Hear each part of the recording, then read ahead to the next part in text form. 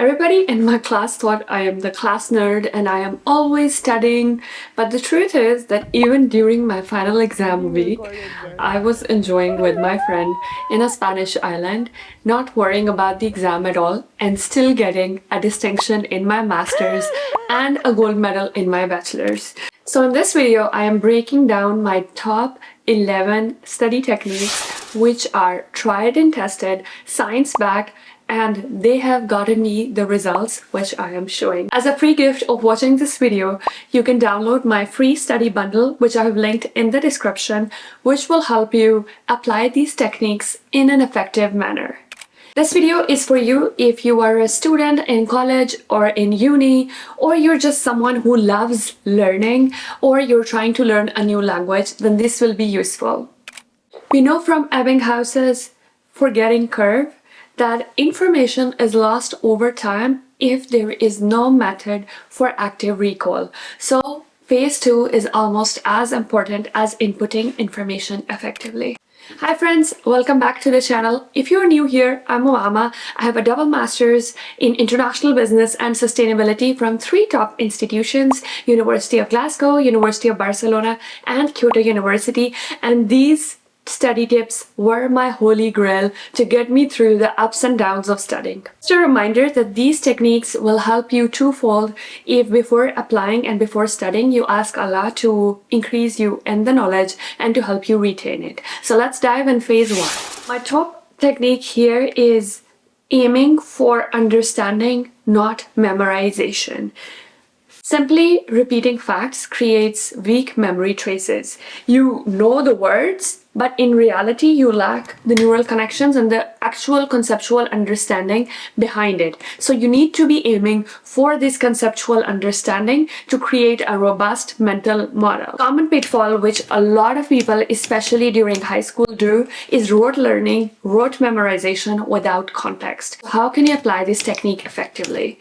Try to take the topic which you're trying to remember for the exam and try to teach it to a 5-year-old. This is called the Feynman technique. Albert Einstein said, if you can't explain it simply, you don't understand it that well. This is why when you're reading it out loud, it really helps you understand it first. While you're teaching, it will also help you identify gaps in your current knowledge, and this will allow you to go back, revisit the source material until your explanation and until your understanding flows very smoothly. The second study technique is the Cornell note-taking system. Studies have shown that students who use the Cornell note-taking system had 34% better comprehension and better results as compared to students who use the typical note-taking methods. What many people don't understand is preparing effectively for the exam starts in the class. So it all starts with effective note-taking.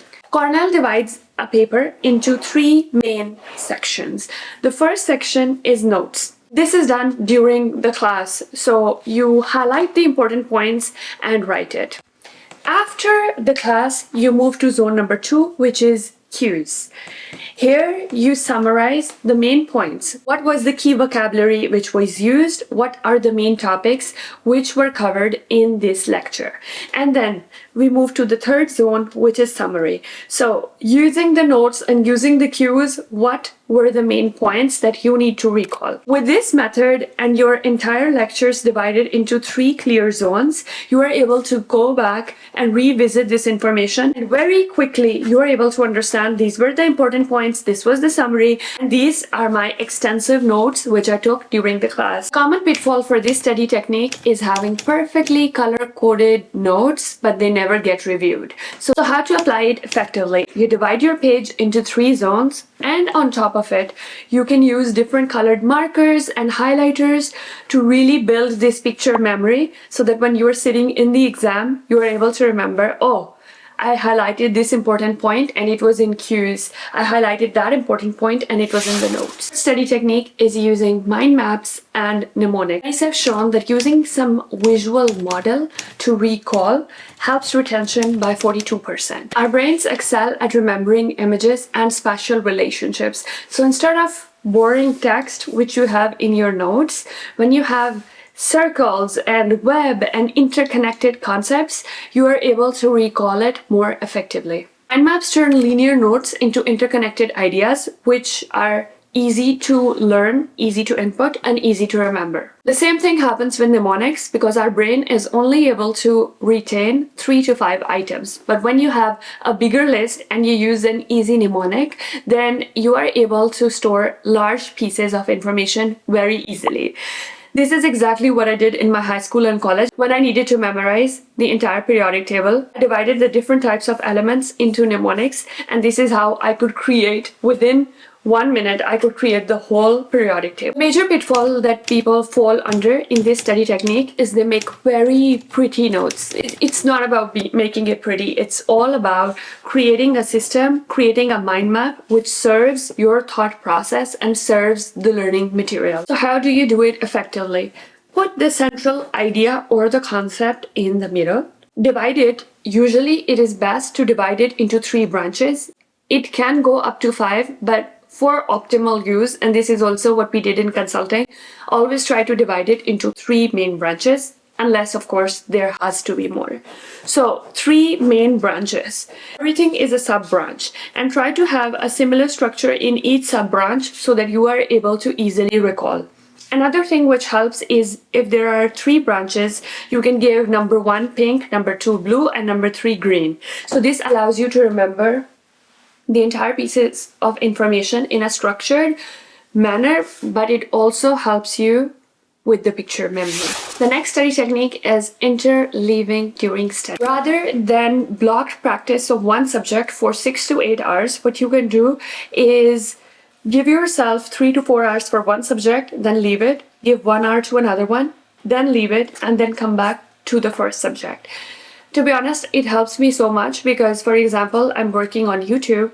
So I work on YouTube for 3 to 4 hours. Then I give myself 1 hour of French, then 3 to 4 hours.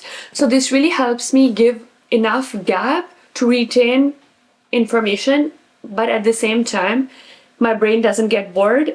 And during the time when you are taking a break from this one subject, your brain is still doing background processing and you are able to process and remember this topic a little better. How to apply this effectively? Rotate between 2 subjects because then it gives your brain enough novelty at the same time making it remember 2 different things. The 5th study technique goes against a lot of people's advice, which is eat the frog. I would say this technique is called do not eat the frog. A lot of people talk about how you should start with the toughest concept first and then move on to the easier concepts. But to be honest, I believe if I start with the toughest concept first, I will never get done with it and I will be stuck with it forever. So I would say it is more about prioritization. Highlight what are the important topics that you need to cover. Once you have a list which is prioritized based on the importance in the exam, then you start to tackle the easy wins. So for example, you need to cover 7 main topics for your exam in that specific subject. What you do is you realize 3 of them are hard and 4 of them are easy. I would say give yourself the easy win and cover the easy ones first because you will be able to do it very quickly. This will give your brain a dopamine kick and you will feel, oh, I already tackled 4 of them. I just need to do 3 more. So this will allow you and give you the boost to work on these 3 hard ones because your brain is already at ease because you're almost done and you only need to be finishing these 3 because you already got your easy wins. So to apply this technique, start with the easy wins and then slowly move on to the harder one. Try to tackle one hard topic in every study session, but after building on the easy one. You might have heard about the 80-20 Pareto principle, which is all about 80% of your results come from 20% of your efforts. This is why prioritization is the number 1 technique that you should be using, because if you are giving all your time to all the topics equally, it will not give you the best results. You need to be prioritizing your time based on the importance of the topic. Now that we understand how to input information effectively, let's move on to how to memorize and recall in an effective manner so that we are able to recall even during the exam when the stakes are high and when the stress is taking over. So the sixth study technique is active recall. Before you are asked to recall on the exam, even testing yourself before in advance so that you are able to deepen those neural pathways. Each successful recall when you are revising effectively, it makes it easier to remember during next time. How to do it effectively? After each topic, try to write 3 to 5 questions and test yourself on it without looking. Another way that you can test yourself is using flashcards or using blank questions, which allow you to remember, okay, what was the answer without looking at the answer, and then you're able to understand, okay, do I remember it or do I not, until they're part of your permanent memory. The next study technique is spaced repetition. Ebbinghaus explained in his forgetting curve that if you do not revise the information within 24 hours, you lose almost 70% of it. This is why it is so important to put information and then recall it, repeat it at different intervals so that you are able to make it a part of your memory. The major pitfall of this technique is that people put in the information and then they never revise, never revisit it, and that is why they're not able to recall it during the exam. So how can you apply this technique effectively? Create a proper revision schedule. Day 1 can be maths. Day 2 can be English, day 3 can be science, but then day 4 is again English or math or science.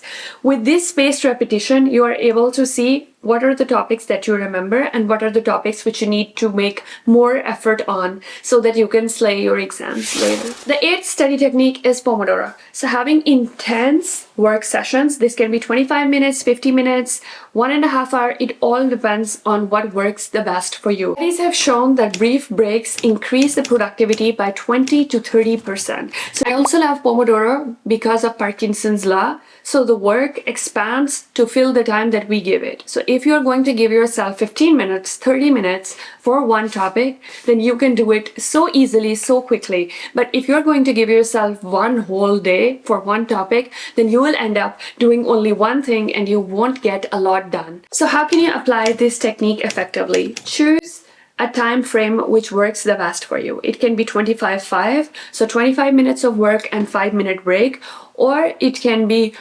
4 cycles of 30-30-30 and then you take a 15-minute break. So make sure you choose the time interval which works the best for you. The next practice is spaced practice. So this is mixing the newly learned information with the old memory. So making sure that the new memory becomes old memory and recalling the old memory to ensure that it stays in place. To apply this technique effectively, mix the new learning with the previously learned topics and test yourself on both so that you can make sure that you have remembered and learned. And the 10th study technique is effective use of past papers. Past papers simulate the real exam conditions and you are able to test yourself on the things you have learned and the things that you need to work on more. Also exposes you to the likely question formats so that you are already familiar even before sitting in the exam. But sometimes if you give yourself these timed exams, then this can put too much pressure on you without actually learning the information. So to apply this effectively, start with no timer questions. So you test yourself on the topics without putting any timer in place. That is step 1. Step 2 is you review the solutions and actually give yourself the marks and grade yourself so that you are able to see where you stand right now. And then move to stage 3. When you are comfortable, start with the timed practice so that you are used to attempting those questions with the time pressure. This brings us to the final study technique, which is weekly review. Studies have shown that when you adapt the learning based on feedback, it boosts outcomes by 30%. So it is really important to keep reviewing and also keep seeing what are the things which are working for you and what are not, so that you can improve and get better. So with the weekly review, try every Sunday to rate your focus, see what works, take account